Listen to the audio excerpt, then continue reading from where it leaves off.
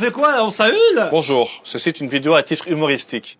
Chaque année, l'Afrique reçoit 30 milliards d'euros d'aide. Et dans le même temps, elle perd 190 milliards. Ça, c'est un braquage. Même la Casa de Papel, elle dit waouh. Enfin, en espagnol, wauos. Allez, balance le générique. Enfin, vamos les généricos.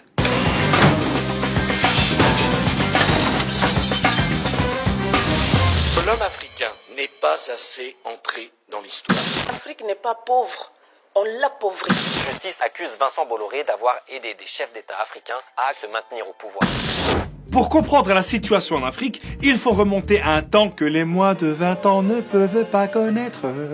Repose en paix, Johnny. Qui a laissé sa chaussette sur le... Ah! Les Européens et la France ont réduit en esclavage et exploité les Africains pendant plus de 400 ans. L'esclavage, l'idée c'était au contraire qu'ils soient en pleine Ils soient en forme bonne santé. pour pouvoir Travailler les au maximum. vendre et pour qu'ils soient commercialisables. Ah ouais, d'accord. Et quand en plus ils se sont rendus compte qu'ils pouvaient aussi exploiter leurs ressources, là...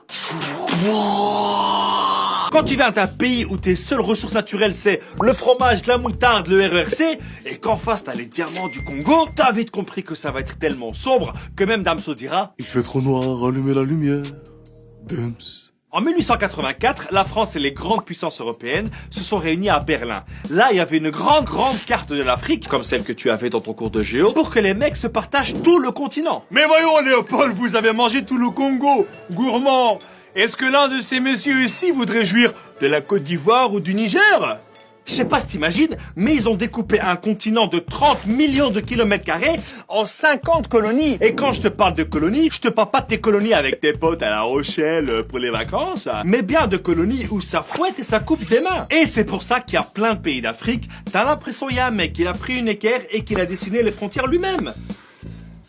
Après les deux guerres mondiales, les pays africains, vu qu'ils en avaient marre de se faire dominer, ils ont demandé leur indépendance. Tu me diras, logique. Logique. Et la France, elle était pas vraiment d'accord, hein. Y a qu'à voir avec la guerre d'Algérie. Oh, 1, 2, 3. Aviva l'Algérie, j'ai dit 1, 2, 3. Aviva frère, on n'est pas un match de foot ici. Donc du coup, la France, elle s'est dit, comment je peux continuer à tout diriger, mais sans me faire cramer? Et donc l'Élysée a créé à cette époque ce qu'on appelait la cellule africaine. C'était un service spécial qui s'occupait soit d'aider une ancienne colonie, soit d'y foutre le bordel. Ça dépendait un peu des intérêts de la France. Et tout ça pendant 49 ans, de Gaulle jusqu'à Chirac. Et si par malheur un dirigeant ne likait pas la cellule africaine, il finissait assassiné. Par exemple au Togo, Sylvanus Olympio a été assassiné. Ou encore au Burkina Faso, Thomas Sankara assassiné. Par contre, s'ils obéissaient, ils restaient au pouvoir dans le plus grand des calmes. I want you. En fait, la France, elle a créé pour les présidents africains mieux que le CDI. Le CDI! Le contrat a duré infini. Frère, t'en as, ils sont restés au pouvoir plus longtemps que Michel Drucker sur France 2, hein. Regarde. Paul Biya au Cameroun, 37 ans au pouvoir. Omar Bongo au Gabon, 42 ans. Gnassingbé Eyadema au Togo, 38 ans. Et il y en a encore plein d'autres, hein. En fait, les mecs, ils arrêtent d'être présidents uniquement parce qu'ils sont morts. Repose en paix, Johnny. Et 50 ans plus tard, ça continue à se gaver. Mais maintenant, c'est des entreprises, c'est plus subtil, ça passe crème, quoi. Non. T'as Total qui pompe son pétrole en Algérie, t'as Orano qui siphonne l'uranium du Niger, t'as Orange et Bouygues qui construisent leur réseau et qui vendent leur forfait, t'as Bolloré, l'ancien patron Canal+, il contrôle des dizaines de ports d'où part le cobalt du Congo, qui sert à fabriquer ton smartphone.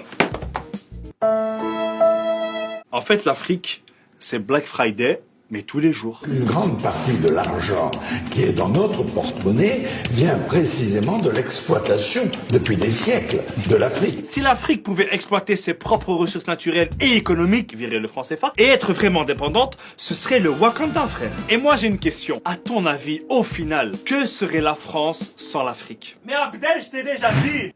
1, 2, 3. Viva l'Algérie.